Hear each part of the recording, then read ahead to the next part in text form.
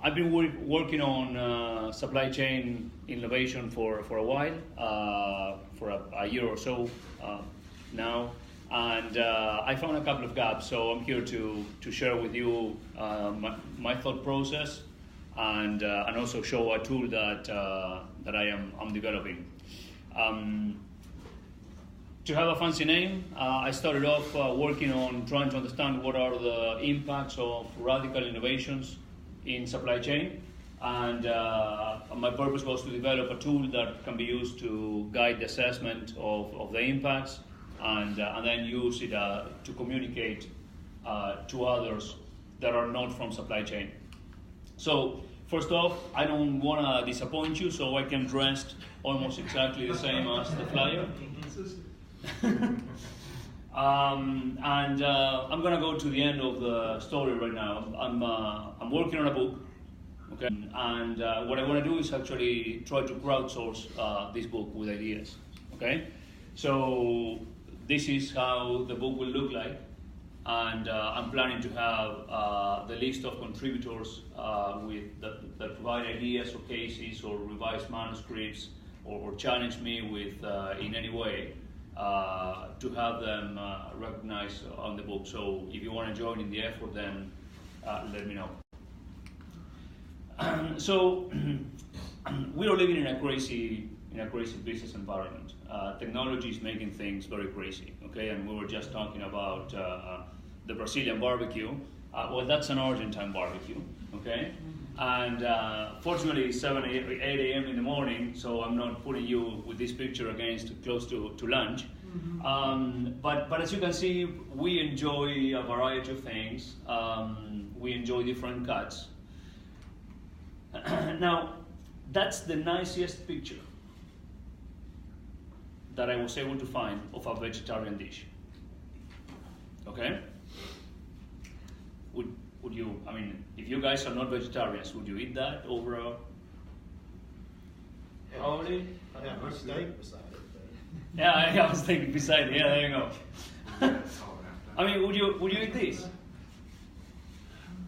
That looks pretty good, right? Actually, there's a little video here.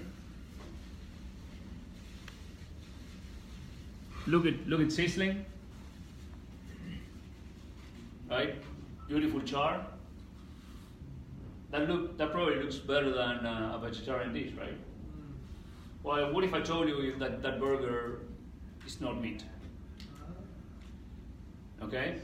So, I mean, the simple point I'm trying to make here is that technology is reaching a point where products are crazy. We are kind of in a crazy world, right? Things that were not possible a few years ago now are becoming real.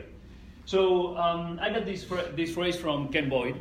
You guys know Ken Boyd from KCC. A couple of years ago, I was trying to still find my next a big research project before I started this. And Ken basically said, look, it's easier to me to sell an idea through cost reduction, when I justify it with a cost reduction, than when I have to justify an investment because I need to develop a supply chain capability. Okay? So when the supply chain capability is not directly linked with a cost reduction, then that's a more difficult sale to do inside the company. And I heard this phrase or something similar to this already, and I understand why it happens, but I think we still need the challenge of how do we support the investments on capability developments, particularly in an environment where technology is reshaping so many aspects of our businesses. Okay, I mean the way customers behave, the speed at which we do businesses, the locations of suppliers, the number of suppliers that we use, all that scenario, the amount of data that we have to operate the business. Also, don't kill the messenger. But last year I was on a keynote speech in Chile, and Jose Luis, who was the VP of Unilever for Spain and France a few years ago, he told a story, and he said he told the story that he asked his CEO why logisticians who are not part of board meetings as much as people from other functions. And the response was, well, logisticians are boring. Okay?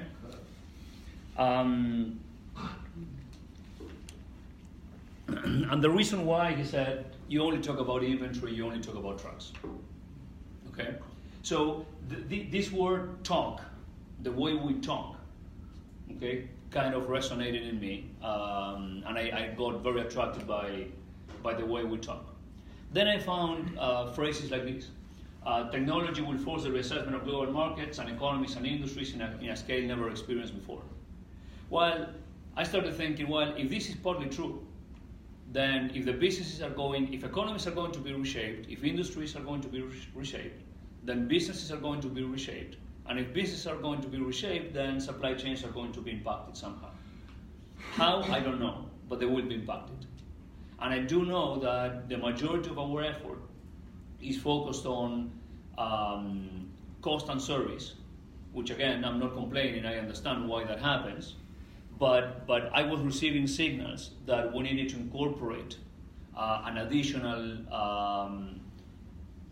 I don't know whether to say, set of criteria, a way of thinking to what we are doing. I mean, it's not an easy time, right? Because we are forced to increase the breadth of our thought and our actions. So, just one more word about technology. I mean, we can talk about how technology develops and why technology is developing now, but there's something that is called Moore's Law. I won't go into much detail about it. Moore's Law basically explains that the computer power that we experience now has been doubling every 2 years since 1968. Okay, so basically we doubled computing power about 35 times since 1968, which, I mean, if I tell you that, you might say, yeah, wow, interesting, but if you see this graphically, then it's more impactful. So let's assume for a second that human beings have the power to walk linear steps, right? So every step is about the same length as the previous stride, right? And let's assume that humans take linear steps of about 1 meter long. That's about 3 feet, right, or 1.1 yards. So, silly question, how far will I be after taking 30 linear steps? 30 meters, right? I'm going to be 30 meters from the start. Well, the question is, how far away do you think I'm going to be from the starting point if I take 30 exponential steps? So an exponential step is twice the length of the first one. So the first step is 1 meter long, right? The second one, 2 meters long. I won't even try 4 meters long, right? But you get the idea. So the question is how far I'm going to be from the starting point if I take 30 exponential steps. Any guess? You're over the math. 27,000 or something? I'm going to make it easier. How many times do you think I can walk around the Earth? 26. Okay?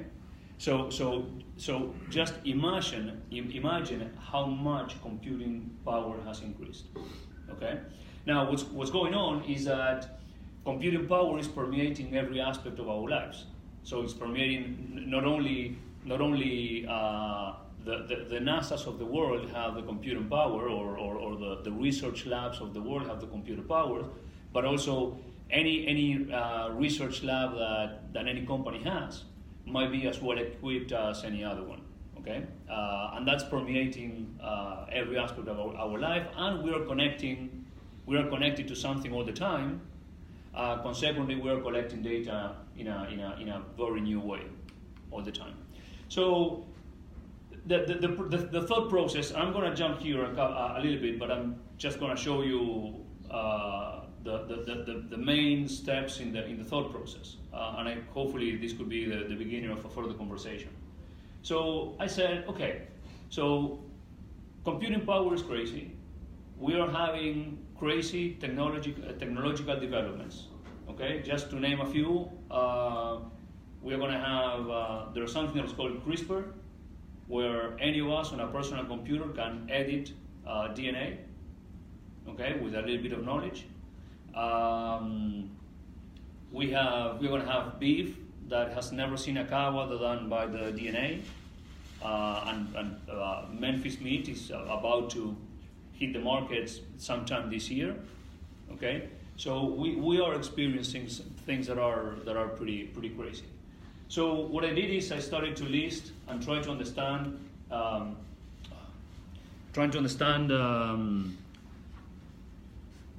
technologies, okay, and then say, okay, if technologies are going to change or are having changes, and the user experience also will be modified, will change. How the user experience will change? Well, new markets, new products, new uses for existing products, new ways of delivering the products, new business models. So you can think about the movie industry and Netflix. You can think about the Dollar Shaving Club. I mean, who would have said that a startup company would have succeeded in an environment where you have Gillette and Chic and Unilever as main players, right? Well, they have been acquired by Unilever, as far as I know. But in this environment, I know that supply chain will have to change. Okay, and I know that the implications for the supply chain are going to be beyond cost reduction. They are going to be in the realm of capability development. So I came back to Ken Boyd's comment. So I'm not gonna go in detail into the technologies, but in a nutshell, digitization, what we were talking at the beginning, we are replacing physical, traditionally were physical products with computer models. So Callaway Golf have shrunk the development process of a product because shrinking the prototype stage of the developing a golf club to more computing modeling, while 3D printing probably the most widely used, but here I am using my rocket cufflinks because I'm happy that SpaceX is doing space exploration, but these cufflinks are 3D printed for me, okay, for not too expensive, okay. So again, talking about the customer experience, you can go to a store and get your cufflinks immediately, or you can place an order, choose from the cufflinks that who knows who developed them, who designed them, and then have them 3D printed for you and send them to your home if you are willing to wait between a week and 10 days, right? So you see how the dynamics of the time in the supply chain starts to change because the product is customized for the user. Robots are becoming smaller, less expensive, more easier to program, replaceable limbs so that they can do more things. They can handle parts that are smaller. They don't need physical consistency on a part, so they don't have they have artificial vision, so they can move to choose the part where the part it is rather than having the part exactly in the same position over and over.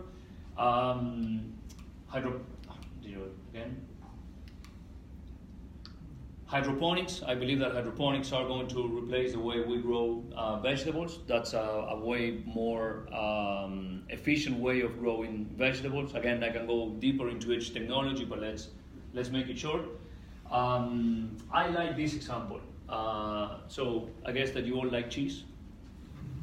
Yeah, okay, I'm on a diet, so I haven't had cheese in 15 days. So I'm awesome, but man, I want a pizza. I feel great, but I do crave for a pizza. But anyway, cheese is made basically with two ingredients, which is milk and something that is called chymosin or rennin, which is an enzyme that we harvest from the belly of the cows. All animals have that enzyme in the belly, and it's part of what we need to do digestion. Okay, so pretty complicated process to harvest that enzyme from the belly of the cow. Well, there is a company that has a genetically modified safflower. Okay, so from a crop rather than from an animal comes that enzyme that can be used to either produce cheese, traditional cheese, or if you use it with milk that doesn't come from an animal source, then you can produce vegan cheese. Okay, again, technology, new product, new process, new supply chain, everything changes in that structure. Okay. Well, beef is kind of a neat one, but we talked about beef. We have the protein supply chain is being disrupted at least from two fronts. One is the proteins from vegetable source, replacing proteins from animal source. Producing beef in the good old way, it's very bad for the environment, so there's tension also there. The carbon footprint of a beef is terribly bad, unfortunately, because I love beef. But also we are this year we are expecting to have beef on the shelves of the stores that have never seen a cow other than by the DNA. Okay, so again, it's crazy what is going on in technology. And then I like to talk about the bread and the pasta maker by Philips, because from a supply chain point of view, yeah, we can only see acute appliance.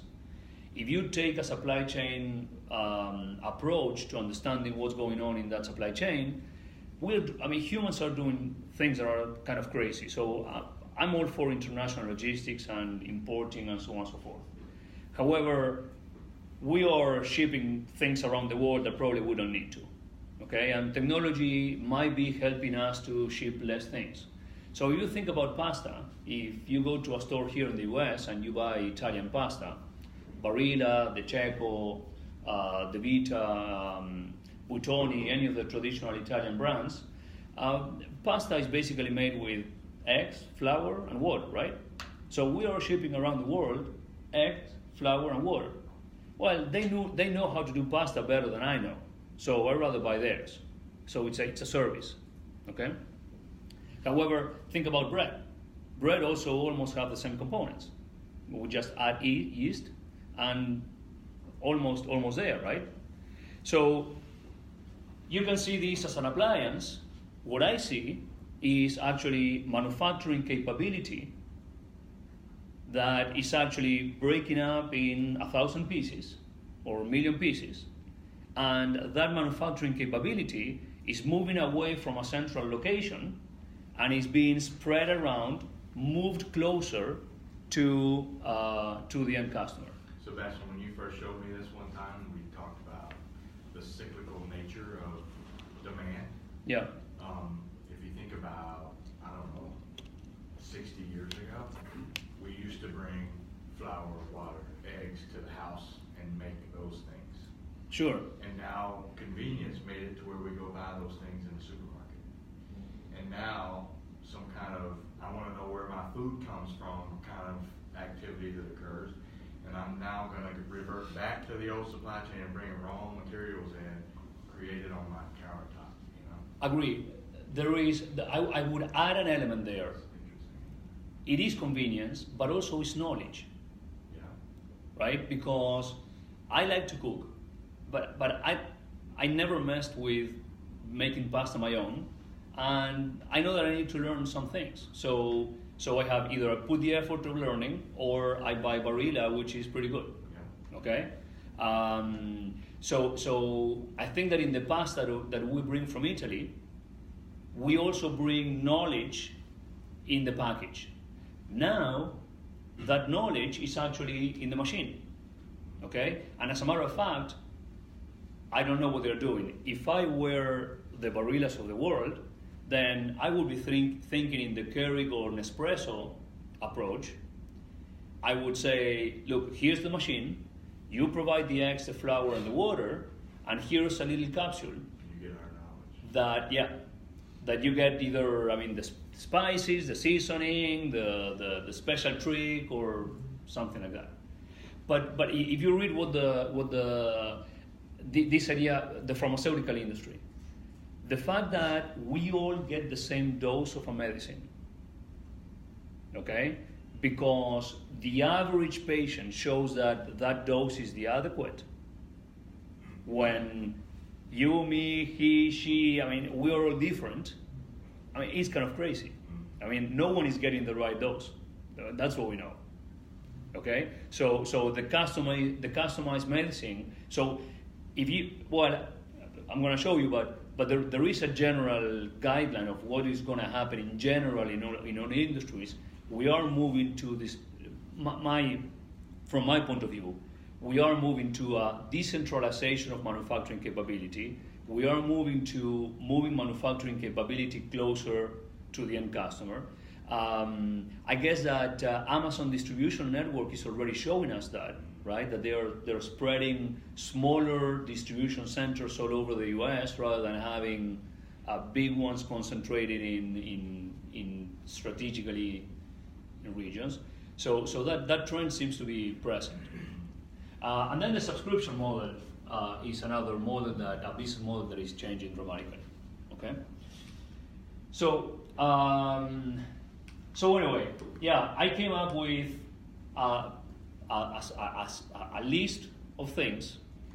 So what I did is I analyzed how this technology will impact this business, how this technology will impact this business, how this technology will impact this business, and pretty soon I started to find pattern in how to describe those impacts. Okay, and that pattern is that one. Now I don't want to go too deep into this because I want to move on to the next topic, which to me is the most exciting about this. So we can go into the technical aspects if you want, but many times I was told you need to think outside the box, right? But you know what? Inside the box is cozy. I like it inside the box, right? It's warm. No one bothers me. So, I mean, the box is the knowledge that I develop and the way I solve problems. So I don't want to add anything else. So that's one. Human beings like the box, okay? And second, help me out. I mean, what does it mean to think outside of the box, right? I mean, and I found that even people that told me think outside of the box couldn't tell me how to make it happen. So I didn't want to fall into that. So if I am telling you that supply chains are going to be disrupted, I felt like I wasn't being truthful with myself if I didn't provide you a tool to help you analyze how your supply chain will be disrupted. So that's one. The other one is supply chain people in general are awesome at innovating for cost reduction and service improvement, for efficiency. Okay, so we operate more on the rational side of the brain, and I want to start tapping on the more creative side of the brain of supply chain professionals, including mine. Right, I'm including myself in this group. Right, I'm not talking to other ones. I'm also talking to myself. And then I stumbled with this phrase that hit me for a while. Still, it has hit me since then, but it took me some time to understand. And the phrase is by George Bernard Shaw, and it says, the single biggest problem in communication is the illusion that it has taken place. And yeah, but what that means is, in my head I have my ideas that are connected with everything in my mind, with my knowledge and my experiences, and then I convert that into words. Well, when I convert them into words, they already lose quality. My ideas lose quality, right? Because they are not connected anymore with everything else I have in my head.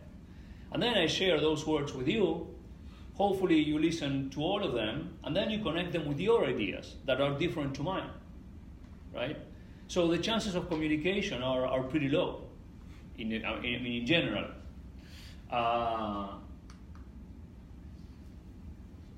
And this is why in management, the last 10, 12 years, there has been a revolution in terms of visual communication, okay? And every time we can communicate something visually, it's better. Well, I found that there was no tool, about visual communication that relates to supply chain. So I put all these things together. I said, okay, wouldn't it be wonderful to have a toolbox that actually helps me think outside of the box, that uses the most creative part of my brain, okay? Because I think that's more fun, actually. I don't know whether more fun, but it's fun to use the creative part. That actually helps me understand how technologies will disrupt supply chains. And we can also use that for improve our communication, okay? And all this in a context where technology is accelerating the rate of innovation. So, questions up to here? That could be one part of the message. No? So, I focus on developing a tool that brings us clarity into communications. Well, this is what happens. So, yesterday in class, I was talking to my international logistics students, and I told them, look guys, you need to understand that if you are starting a path to become supply chain professionals, then every function in the company talks a different language, right? And if you want to convince a salesperson or a finance person, and you talk to that person in supply chain terms, you're going to put that person to sleep in 20 seconds. So the better you are at communicating supply chain stuff is if you're able to talk about supply chain issues without getting dirty with the supply chain details. Maybe there's a time for that. But to make the sale at the beginning, you have to talk in a different set of terms. So the question is, how do we develop a message that is clear, that is complete, that is congruent, so that all aspects of my story fit, okay? Everything I'm telling you tell the same story, support the same story, and that actually increases the chances for communication. So I developed this canvas, okay, which is a tool to be completed. The boxes in the canvas are set, and the boxes come out from that research that I've done on how technologies disrupt supply chains. And I found that with these boxes, if we put ourselves in the process of completing the canvas, then we will put ourselves in the situation of trying to explain an improvement opportunity in a way that is relevant to the business, that includes the main aspects of supply chain, and sets the expectations correctly to evaluate progress.